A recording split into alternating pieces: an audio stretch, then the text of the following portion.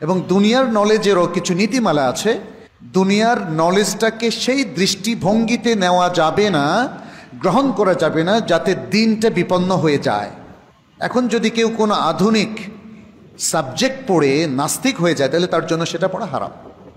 কেন নাস্তিক হয় একজন মানুষ? কারণ দৃষ্টিভঙ্গিগত পার্থক্য। যাদের কাছে সে পড়েছে তারা যদি তাকে আল্লাহ সম্পর্কে ভুল ধারণা দেয়, তখনই মানুষ নাস্তিক হয়। কিন্তু আদারওয়াইজ সায়েন্সের সাথে জ্ঞানের যতগুলো শাখা প্রশাখা আছে, সে হোক এই জমিনের নলেজ অথবা আকাশ বিজ্ঞান, যেটাই হোক না কেন, কিংবা এই যে পদার্থবিজ্ঞান যেটাকে আমরা বলি, হাওয়া, পানি, আরও যত কিছু আছে, মানুষের হিউম্যান বডি ইত্যাদি সব কিছু নিয়ে যত জ্ঞান অর্জন করবেন তত বিশ্বাসী হবেন, তত আল্লাহকে আপনি আবিষ্কার করবেন।